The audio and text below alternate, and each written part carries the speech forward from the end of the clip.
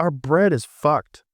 And our bread is so fucked, go eat bread in Italy. You don't feel bad at all. If I have a vice, it is Italian food. All right. So this one's from the Joe Rogan podcast, episode number 2342, with comedian Jim Norton. And it's honestly one of those casual conversations that ends up dropping some serious truth bombs. Joe and Jim just start unpacking something very serious to your daily health, like how our bread's been completely ruined by processing, chemicals, and additives that other countries literally ban. And you can tell they're both realizing, mid-conversation, how much junk we've normalized in our diet. It's not just about gluten or carbs. It's about how the whole system's wired for shelf life instead of health. The thing is, doctors have a limited amount of tools. If you want to prescribe medication to somebody, whatever the common practice is what that doctor has to adhere to. They can't step out of line. And the reality is, a lot of that stuff has side effects. But there's natural ways that you could deal with inflammation, like curcumin, turmeric. There's a lot of different, that stuff. That helps a lot. That's legit. And it's not bad for you. But a lot of inflammation comes from diet.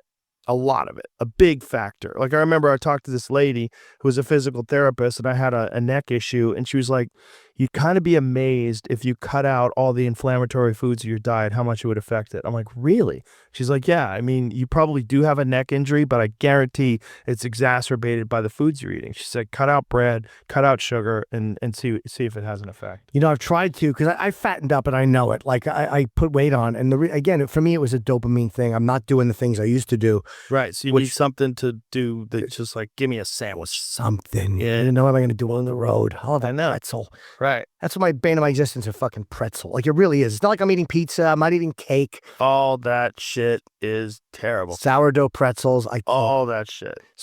Now they're getting into how inflammation comes from diet. And, man, that's the big one nobody wants to admit. Most of us think joint pain or fatigue is just aging. But half the time, it's processed food and sugar wrecking your body from the inside. I love that part where she told him, cut out bread and sugar. That's tough love, but it's the truth. Refined carbs spike insulin, trigger inflammation, and basically keep you in a fog. It's wild how much better you feel just dropping that stuff for a week. It's not magic. It's your body finally calming down. Our bread is fucked. And our bread is so fucked. If you go, and I'm sure you've been overseas, you go eat bread in Italy, you don't feel bad at all. No, it's not as bad. We're fucking poisoned. I'll play this thing because Brian Simpson sent me this, and it's very good. Hold on a second. It won't matter if there's World War III, but if there's not World War III, probably stay away from bread. American bread. You mean eat sourdough bread. Now this thing I've heard 1,000 times, and it's so true. You eat bread in Italy, France, or Spain, and it doesn't wreck you the same way. You don't bloat, you don't crash. The reason's simple. Their bread isn't ultra-processed. European regulations don't allow the bleaching, bromating, and filler junk the US does. Over there, bread is made with actual flour, water, salt, and yeast. Sometimes a natural starter. This guy's going to explain what's wrong with American bread. Explain to me why I can eat bread in Spain and in Greece, Italy, no problem. Why I was gluten free in 15 years. I've been gluten free in Canada, America. Can't eat it. That's because in America, what we call bread can't even be considered food in parts of Europe. See, here in America, it's not so much the gluten as what we've done to the grain. About 200 years ago, we started stripping the bran and germ, or the fiber and nutrients, to make flour shelf-stable, also nutritionally dead.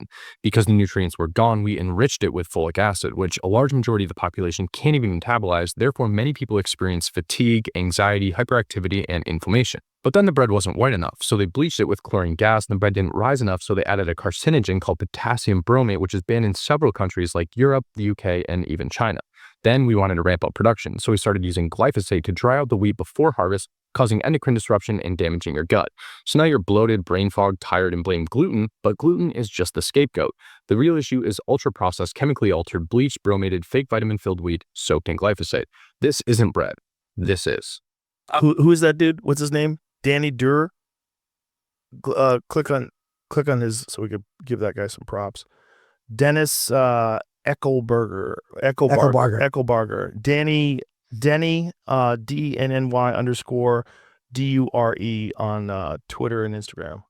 Do you know, I will never, as I'm watching him do that, I will never be able to do anything into camera as well as he just described how shitty bread is. Like, I was watching him doing, like, he's getting all the words proper and he's giving the information. He's not blinking. He's not twitching. He's just Not annoying. He's not annoying. Yeah. He's just giving it to you. Yeah. Perfect delivery. But that should be something that everybody should see. And that part about glyphosate, that's scary stuff. Glyphosate is the active chemical in Roundup, used to dry wheat before harvesting. It's efficient for farmers, but it's endocrine disrupting, meaning it messes with your hormones. Studies link it to gut issues, autoimmune problems, even potential cancer risk. That's why people say, I can't eat gluten, when really it's the chemicals attached to the grain. Gluten's become the scapegoat for what's actually industrial poisoning. The difference is staggering when you eat organic or heirloom wheat. Suddenly, your body's fine. When I know that when I cut that stuff out of my diet, it makes a giant difference. Also, I should say, Joe DeRosa, who has this amazing sub shop in New York, and he's going to open up one out here in Austin. Oh, nice. Joey Rose's. Fantastic sub shop.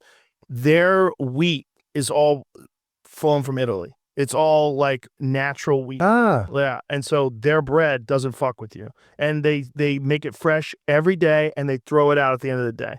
You never have day-old bread. It's always fresh, and they bake it there. So it's like when he's getting bread for his sandwiches, it's the kind of bread that you get in Europe. Do you know, I think, I have to think you're right, because there was one time we had DeRosa on the show. It was the morning show, and he didn't bring us any sandwiches. I'm like, wait, where's the fucking sandwiches, Joe? How about a sandwich? He couldn't.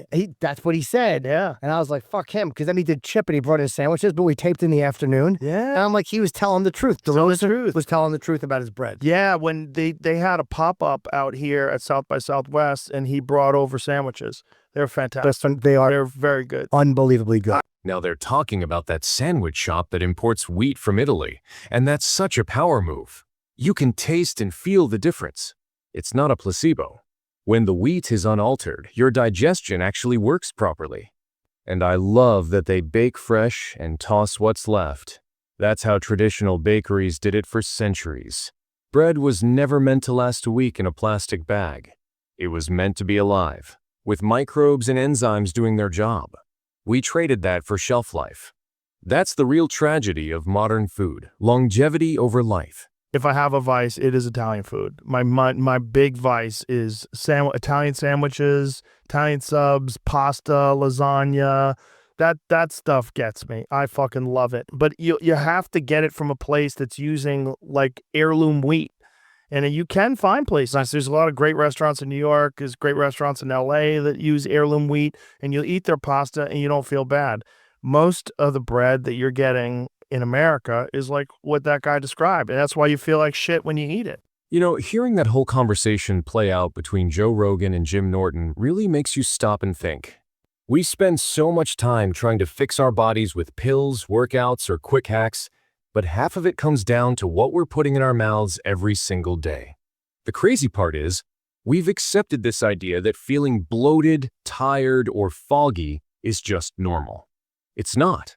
It's just the cost of convenience. When you look at how food is made overseas, real flour, natural fermentation, no chemicals, it's like stepping into a different world. And it's not about going full health freak or never touching carbs again. It's about understanding why certain foods make you feel awful and making small changes that actually stick. Because when you clean up what you eat, you start thinking clearer, moving better, and just feeling human again.